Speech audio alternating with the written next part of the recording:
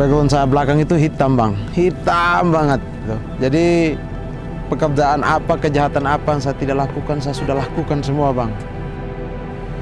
Tapi ketika saya menemukan Indonesia Juara, saya itu ada dua pilihan. Kalau saya tetap di hitam, berarti saya tidak akan hitam begitu-begitu aja, saya harus hitam pekat. Dan kalau saya putih, saya harus putih pekat. Jadi saya memilih putih dan berubah.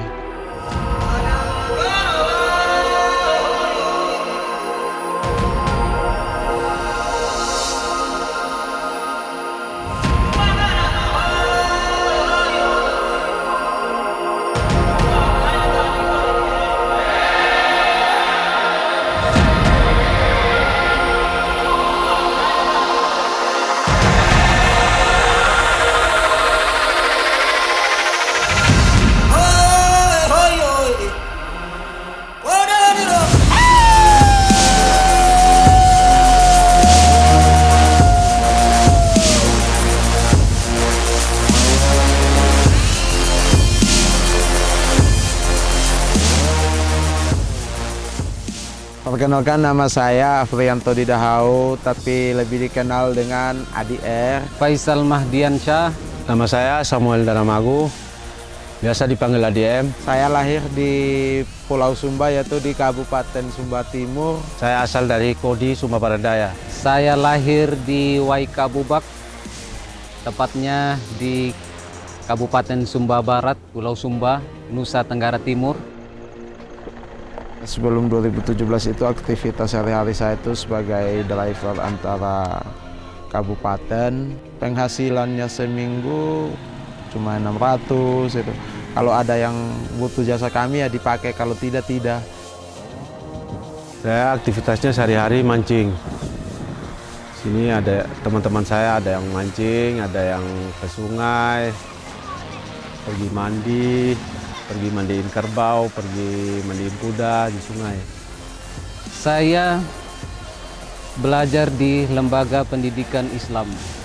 Kemudian saya mengajar, dan saya juga mengajar di SD.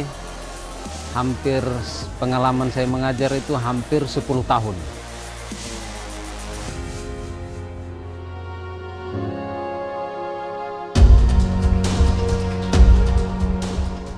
Saya banyak melihat Pulau Sumba ini indah sekali, tapi dari pemerintah sama dari orang-orang Jakarta gitu kan, Sumba Timur adalah angka kemiskinannya yang paling tinggi. Saya sebagai putra daerah, dulunya itu Kodi ini dianggap paling ditakuti karena ya faktor dari pendidikan juga.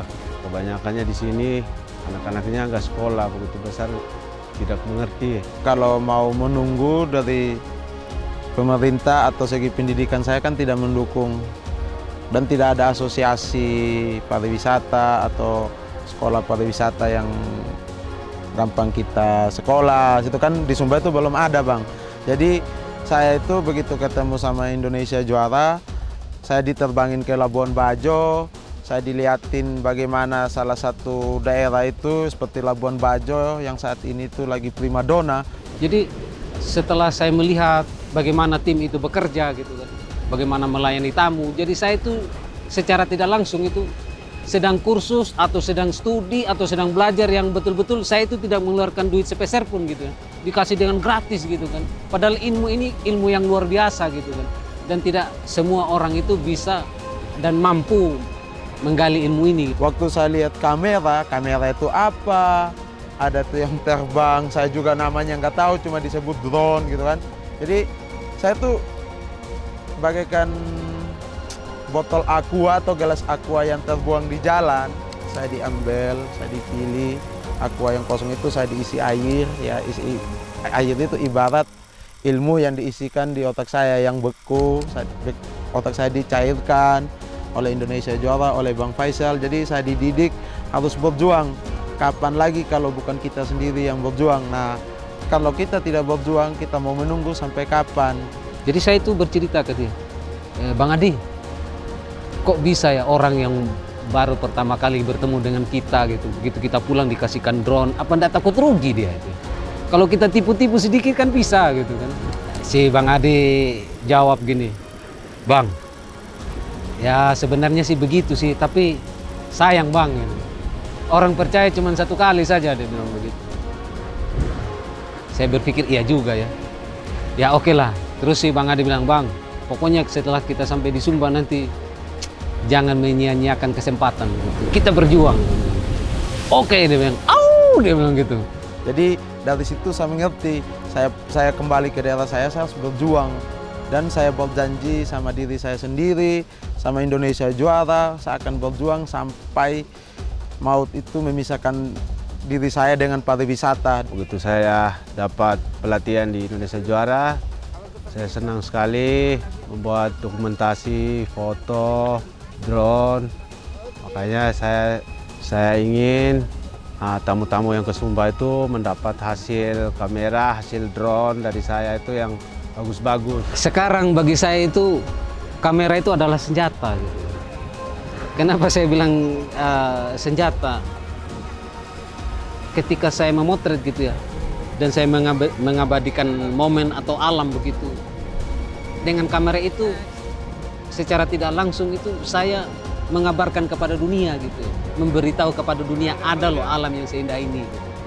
Kalau dulu sih senjata saya seperti biasa, ya ada parang di sini kan, namanya orang Sumba itu ada parang. Orang Sumba bilang itu katopo, kalau Sumba Barat itu katopo gitu. Ya walaupun saya tidak namanya ada di Sumba itu masih sampai sekarang ya tetap juga sih, tapi untuk sekarang itu senjata saya itu adalah kamera, karena kamera inilah yang akan menarik para wisatawan orang-orang yang ada di luar pulau itu. Dan kalau sudah habis dokumentasi foto-foto itu kadang pas acara bebas, yaitu seperti di bukit-bukit ya, kita harus melihat tamu tuh arahnya kemana. Ketika tempatnya itu tempat berdirinya berbahaya, kita tuh selalu siap menolong dan memberitahu. Itu Kak, kalau bisa Bang, kita geser ke situ karena di situ sangat berbahaya. Nah, kalau di air terjun, kadang-kadang kan ada tamu tidak bisa berenang, tapi mau basah-basah gitu kan.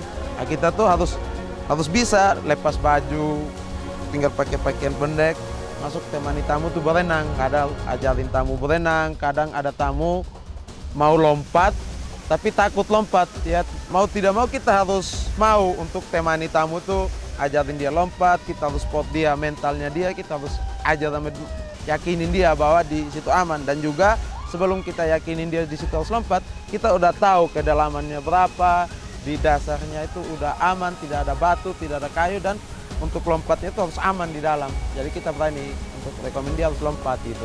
Kalau tidak, kalau di situnya tempatnya tidak ada pernah yang lompat dan kami belum tahu di dalamnya, ketika tamu itu minta, Bang kita melompat sini, ya kita ngomongnya baik-baik sama tamu.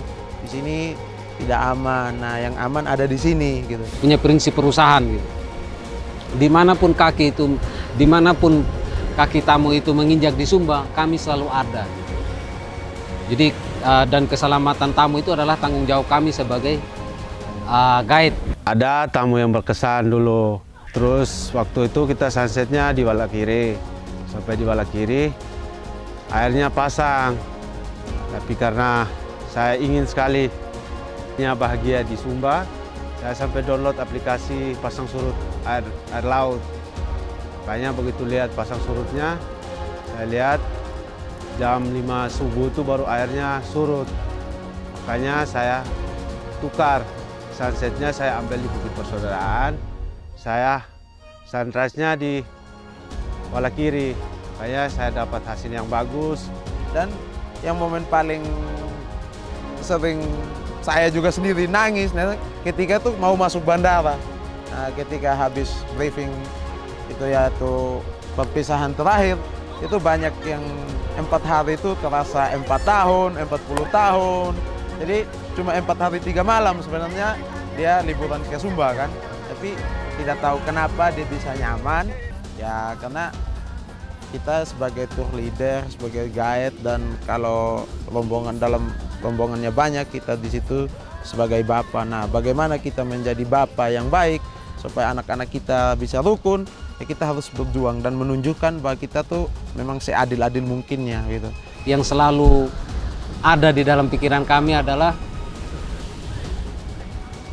ketika Bang Agung itu berbicara dengan hati. Bang, pembicaraan kalian dengan tamu itu suatu saat akan hilang. Mereka akan lupa gitu. Tapi ada satu hal yang tidak akan terlupakan, bahkan sampai terbawa mati. Apa itu Bang? Yaitu ketika kita melayani mereka dengan sepenuh hati gitu. Pagi yang perlu. Sejak mengenal Indonesia Juara, dia banyak merubah kami dari karakter, ekonomi, dan kami itu banyak belajar dari Indonesia Juara tentang memperdayakan manusia. Dan di situ kedepannya saya juga punya cita-cita bagaimana saya bisa memperdayakan teman-teman saya yang memang masih jauh terpuruk di belakang saya. Harapan saya kedepannya Indonesia Juara lebih besar lagi karena di Sumba ini masyarakat di daerah saya sudah merasakan hasil dari pariwisata. Contohnya tamu yang ke Sumba itu bisa membeli kain, bisa membeli parang yang mereka buat di setiap kampung-kampung adat. Jadi bagi tamu yang mau ke Sumba, jangan takut untuk ke Sumba lagi, karena di Sumbanya di sini aman. Kenapa saya harus ditato, Bang? Karena saya itu kadang orangnya cepat pelupa, Bang, cepat bosan, cepat terpengaruh. Jadi saya berpikir jika dia ada tato, berarti itu adalah kitab suci saya, Bang. Ketika saya ada yang menggoda begini-begini, ini itu tidak benar, saya cukup lihat tato. Saya pasti mengingat perjuangan awal Indonesia Juara di Sumba. Meneteskan keringat dan darah, sampai kuku-kuku, kaki terpleset di batu. Itu bukti dari perjuangan. Makanya jika ada tato di saya punya tangan kanan, berarti dia adalah kitab suci saya, kepercayaan saya.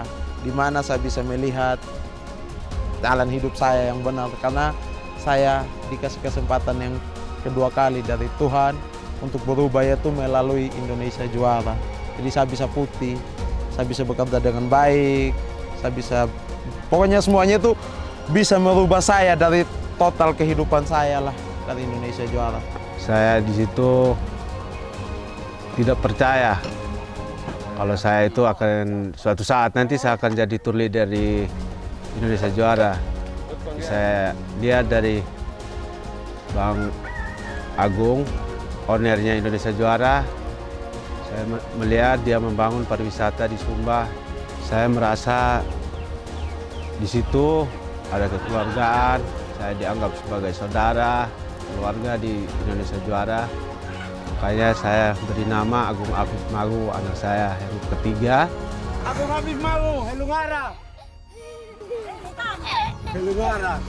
Rasa nyaman dan saya merasa di situ diperlakukan seperti saudara kandung sendiri. Makanya saya itu kadang-kadang berpikir ke ayat yang sering saya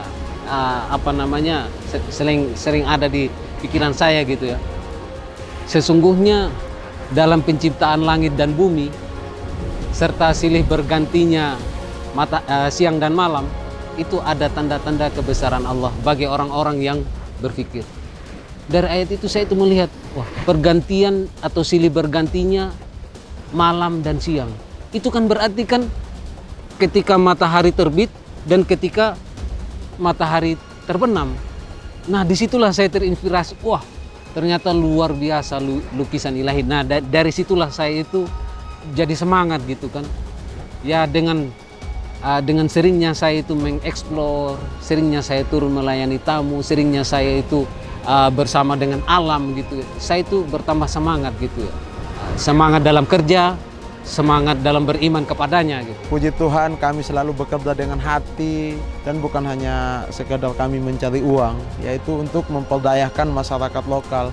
Dan saya harapan untuk masyarakat lokal Sumba, marilah kita bersama-sama membantu, saling bergandengan tangan untuk memajukan pariwisata Sumba. Dengan perjuangan kami, tim Indonesia Juara, saya, Bang ADR, Bang ADM, harapan kami dengan perjuangan kami ini mudah-mudahan terinspirasi bagi daerah-daerah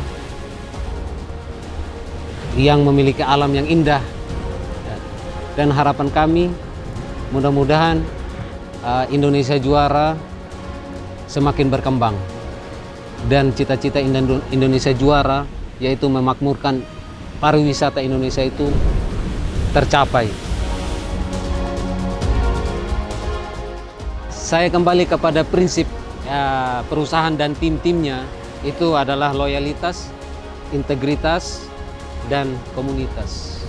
Saya mengambil dari komunitas, jadi kita sebagai tim itu bukan kru, bukan karyawan, tetapi kami tim itulah saudara gitu kan. Sekarang kami itu dijuluki Warkop. Ini lucu juga sih Warkop. Jadi Warkop itu ada Dono, Kasino, Indro gitu ya. Kalau saya itu sama tim itu dibilang kasino gitu ya, mungkin karena kecil sih. Nah kemudian si Dono ini orangnya kan lucu ya, si Dono ini orang Sumba Timur itu kan. Nah, si Bang ADR. Nah si Indro ini kalau dilihat dari badan dan ya agak mirip-mirip dengan Bang Indro, makanya disebut dengan Dono Kasino Indro gitu kan. Ya ada momen-momen lucu tersendiri sih gitu. Jadi asik gitu ketika tim itu kita berjalan bersama gitu ya. Jadi ketika ada masalah kita pecahkan bersama. Jadi apabila ada yang kurang gitu ya, kita saling mengisi gitu kan. Jadi itulah indahnya tim ya. Tim indahnya kita berkeluarga gitu.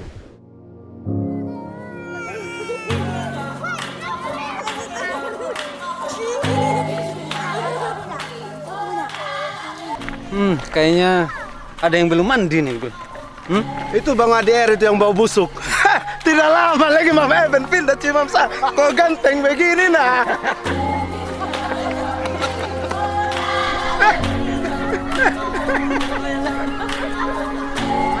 Jaga anak, jaga ibu